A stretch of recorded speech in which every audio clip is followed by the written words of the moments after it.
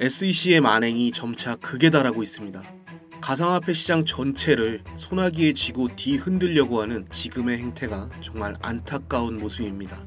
리플과 SEC의 소송은 정말 어제 오늘 일이 아니라 벌써 몇 년이 지났는지 기억조차 어려울 만큼 리플의 성장을 방해하고 있는데요. 리플, 코인베이스, 그리고 정말 많은 다양한 알트코인들의 뒤를 이어 이제 미국의 대형 암호화폐 거래 플랫폼 로빈후드까지 웰스 노티스 통지를 받았습니다. 웰스 노티스는 소송이나 행정명령과 같은 집행조치가 계획된 경우에 사전 통보를 보내는 것으로 사실상 선전포고나 다름없는 것이죠. SEC는 정말 왜 이렇게 가상자산 시장을 못 잡아먹어서 안달인 걸까요?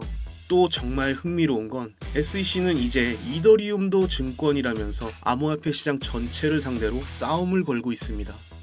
이더리움 ETF 승인 발표를 얼마 남기지 않은 이 시점에서 비트코인 ETF 승인 때처럼 어떤 회사를 만나고 어떤 이야기를 나눴는지 실시간으로 결과가 나오고 있지 않기 때문에 이번에 이더리움 ETF가 승인될 것이라고 생각하지는 않지만, 기존에는 이더리움을 상품으로 분류했던 것과 다르게 갑작스럽게 지금은 이더리움을 증권으로 치부하고 있습니다. 결국 이더리움 ETF를 승인해주지 않기 위해서 소위 말하는 밑밥을 깔고 있는 것으로 해석이 되는데요. 글로벌 자산운용사 블랙록은 사실 비트코인 ETF에 이어서 이더리움 ETF까지 승인받을 수 있다고 자신만만한 모습을 보이고 있지만, 앞선 비트코인 ETF 때와는 조금 노선이 다르게 흘러가는 것이 사실입니다. 우리는 지금 사실상 암호화폐 시장의 역사적인 한 획을 그을 수 있는 그 순간을 마주하고 있습니다. 지금 이 순간을 우리가 뒤돌아봤을 때 과연 어떤 기억으로 남을까요? 누워서 보는 라디오, 지금 시작하겠습니다.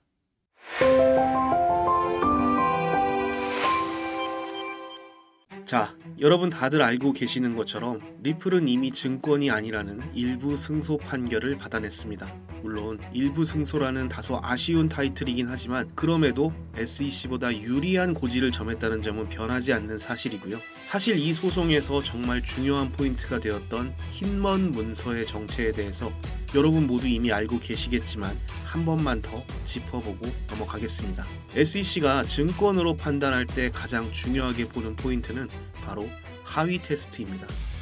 4가지 대표적인 조건을 가지고 있는데요. 첫 번째로는 타인의 자금을, 두 번째 공동의 사업에 투자하고, 세 번째 투입된 자금의 투자 이익을 기대하고, 네 번째 제3자의 노력으로 수익이 발생한다면 증권으로 간주한다는 조건입니다. 여기서 반대되는 리플의 주장을 확인해 보자면, 리플은 가치의 저장 매체일 뿐이며 미국을 제외한 많은 국가에서 이미 코인으로 정의가 되어 있고 시장의 논리에 따를 뿐이라는 겁니다. 사실 하위 테스트에 부합하는지도 정말 쟁점이었지만 흰먼 문서라는 핵심적인 증거가 이번 소송의 키 포인트였는데요. 무려 2년 전 기사에서 알 수 있듯이 흰먼 문서라는 게 세상에 공개되기까지 정말 이렇다 저렇다 말이 많았습니다. 처음 흰먼 문서가 공개되었을 때 리플이 큰 반등을 만들어내기도 했었는데, 그때에도 이슈가 되었던 내용 중 하나만 딱 꼽아서 보자면요, 당연히 이더리움은 증권이 아니라는 내용이었습니다. 윌리엄 흰먼은 SEC의 전 금융기업 국장으로 탈중앙화를 핵심으로 하는 블록체인 업계는 증권으로 간주하기 어렵다는 부분이 리플에게도 또 지금의 이더리움 ETF에게도 유리한 부분으로 작용할 수 있는 겁니다. 물론 흰먼 문서가 공개된 이후 아직까지도 수없이 많은 후폭풍이 남아있고 여전히 결론 지어지지 못한 채 지루한 소송이 이어지고 있지만, SEC 내부 인사가 이더리움은 증권이 아닌 상품이라고 공개적으로 연설했던 자료가 있음에도 지금의 SEC 입장은 아까 보셨던 기사에서처럼 ETF의 승인 지연을 위해서 이더리움은 증권이라고 주장하고 있는 거죠. 흰먼 문서의 내용을 보고 나서 이 기사를 다시 보니 어떤 생각이 드시나요? SEC가 그저 어린아이처럼 떼쓰고 고집 부리고 있다는 생각이 드시죠? 저도 마찬가지입니다. 제가 생각하기에는 SEC가 조금 더 정치적인 이유를 가지고 미국의 전통적인 자산 운용사들이 크립토 시장을 장악하기 위한 시간을 벌어주기 위해서 아주 정치적인 수싸움을 벌이고 있다는 것 같다는 생각이 듭니다. 미국은 글로벌 금융시장을 선도하고 있는 만큼 지금의 위치를 지켜내기 위해서 더 많은 미국 내 자본들이 코인 시장을 장악할 때까지 그저 시간을 벌고 있을 뿐이라는 거죠. 블랙록은 ETF에 이어서 자산 토큰화 사업까지 크립토 시장을 새로운 기회로 보고 있는데요. RWA 시장까지 넘보는 블랙록의 야심이 정말 대단한 것 같습니다. 이렇게 거대 금융 기업들, 우리가 부르는 세력이나 고래들이 시장에 관심을 보이고 있을 때 우리는 오히려 시세 하락을 이유로 시장을 외면하고 있진 않은지 고민해 볼 필요가 있는데요. 제가 늘 말씀드리는 내용 중에 하나죠. 리플의 가격이 내려오면 내려올수록 우리는 지금을 우리에게 더 유리한 기회로 확인해야 됩니다. 비싸게 사서 더 비싸게 팔 수도 있지만 시장의 약세를 따라서 자연스럽게 가격이 조정을 받으면 정말 쌀 때 사서 비싸게 팔 수 있는 드라마틱한 기회를 가질 수도 있거든요. 여러분 모두 기억하시겠지만 처음 비트코인 ETF가 승인되고 시장에 정말 많은 자금이 유입되었을 때 당연하게도 비트코인 가격이 크게 상승했습니다. 하지만 비트코인 하나에만 가격이 몰리는 것이 아니라 결국 그 많은 자금이 시장의 순환매를 만들어냈죠. 시장에 들어온 새로운 자금이 밖으로 유출되는 것이 아니라 시장 안에서 돌고 돈다는 뜻입니다. 우리가 지금 바라보고 있는 이 조정 장세 뒤에는 또 한 번 시장의 순환이 만들어질 것입니다. 그래서 제가 우리 구독자 여러분들께 말씀드리고 싶은 건 바로 이겁니다. 여러분, 이제는 우리가 리플이나 시바이누, 도지코인 같은 종목 하나에 피 같은 돈을 몰아넣고 하염없이 계좌만 바라보면서 고통받을 이유가 없어요. 반감기가 찾아오기 전에는 정말 반감기만 지나면 코인 시장에 정말 엄청난 불장이 올 것처럼 뉴스가 쏟아졌었는데 막상 보니까 어떤가요? 기대가 컸던 만큼 실망만 크죠. 비트코인 1억 찍었을 때 아직도 늦지 않았다, 2억 간다, 10억 간다, 정말 말 많았잖아요. 이렇게 사람들이 열광하고 몰려있을 때 항상 시장은 반대로 움직여요. 시장의 분위기를 조성하는 그런 마켓 메이커들을 우리는 세력이라고 부릅니다. 그리고 이렇게 개인 투자자들을 고점에서 환상에 사로잡히게 만드는 게 세력이 이용하는 수법입니다. 세력은 개인 투자자들이 시장을 외면하고 지쳐있을 때 상대적으로 저렴한 가격에 매집을 진행하고 개인 투자자들이 시장에 열광하고 착각에 빠지기 시작했을 때 물량을 정리하죠. 우리 구독자님들 그리고 저를 포함한 정말 많은 개인 투자자들이 분위기에 휩쓸리면 정말 이성적인 판단을 하지 못한다는 게 문제예요. 늘상 말씀드리는 내용이지만 결국 모든 문제는 내가 매수하는 그 시점에서 시작이 되거든요. 정말 너무나도 용감하게 두려울 것 없이 그 어떤 불안 요소도 감안하지 않고 그냥 시장의 분위기에 휩쓸려서 나도 돈 복사할 수 있다는 자신감, 딱 이거 하나만 가지고 종목을 매수하는 게 정말 일반적인데요. 하지만 보통의 개인 투자자들은 정말 그 흔하디 흔한 뉴스 하나 찾아보지 않고 물리고 나면 그때서야 여기저기 찾기 시작해요. 절대 사면 안 되는 코인, 사실 이런 거는 의미 없다고 생각해요. 결국 중요한 건 우리가 전쟁터에 작전 계획도 없이 총도 안 챙기고 그냥 맨손에 총알만 들고 뛰어나가니까 문제거든요. 정말 우리가 손실을 존버한다면 사실은 익절도 없어야죠. 마이너스 30%, 마이너스 40% 이런 건 이 악물고 버티면서 왜 계좌가 5%만 빨간불이 들어와도 못 팔아서 안달이 나는지 이런 심리게임에서 패배하면 안 돼요. 이제는 이 습관을 바꿔야 됩니다.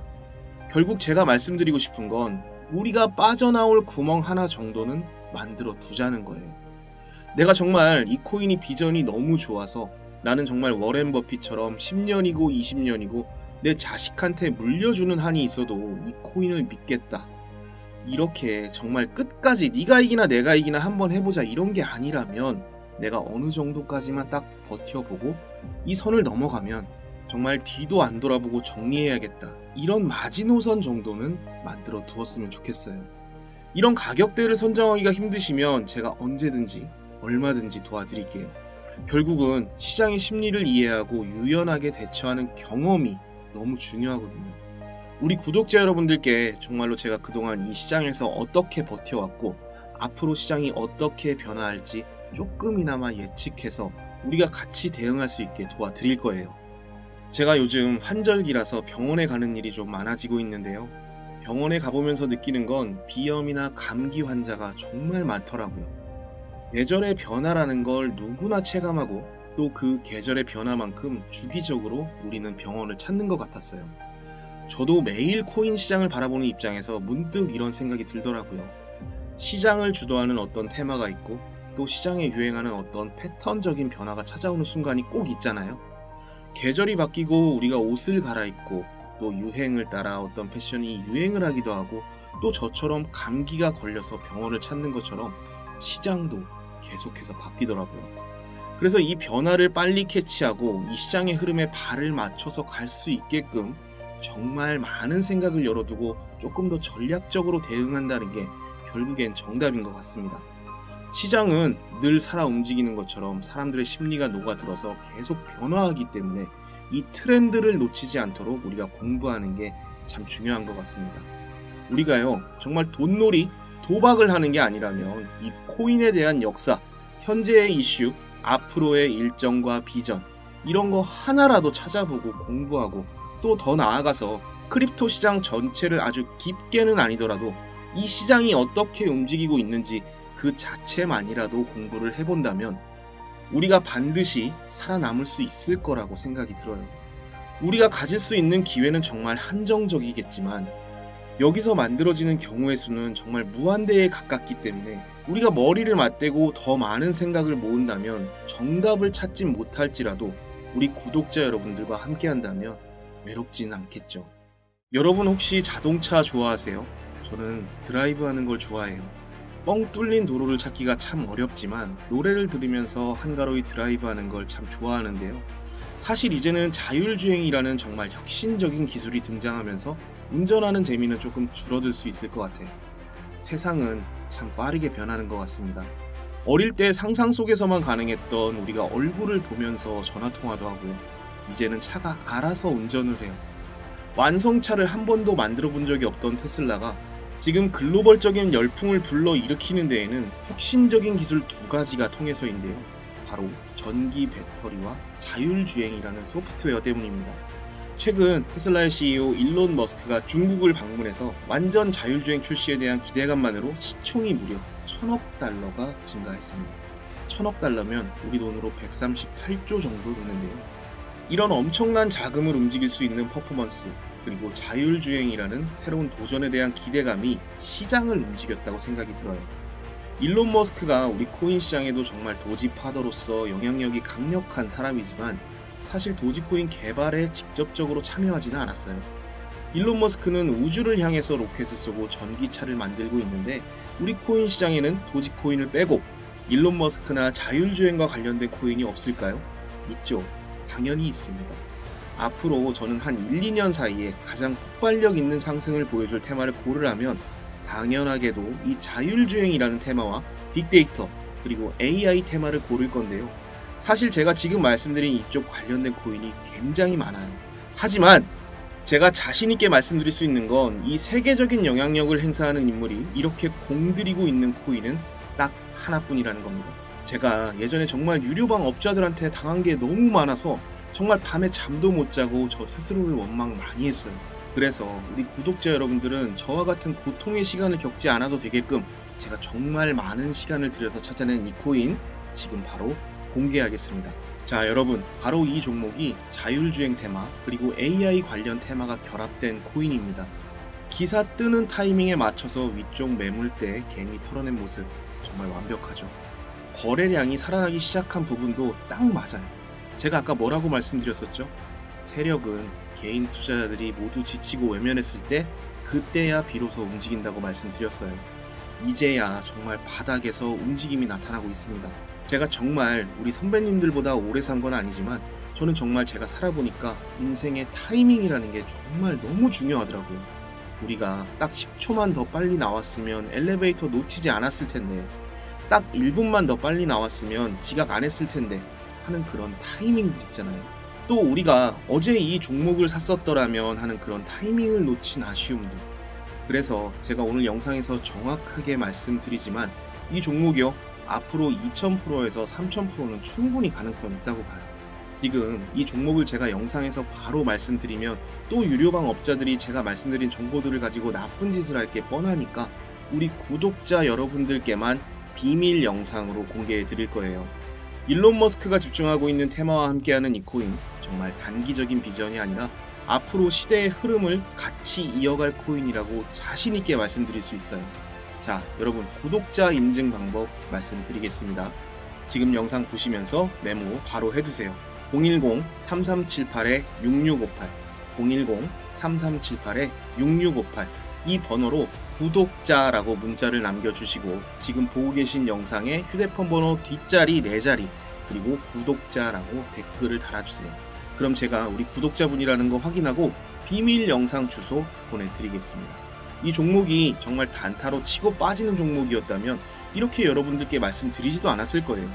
이 코인의 성장성 자체가 엄청나기 때문에 저 혼자만 수익을 가져가는 게 아니라 우리 구독자 여러분들과 함께해도 다 먹지도 못합니다.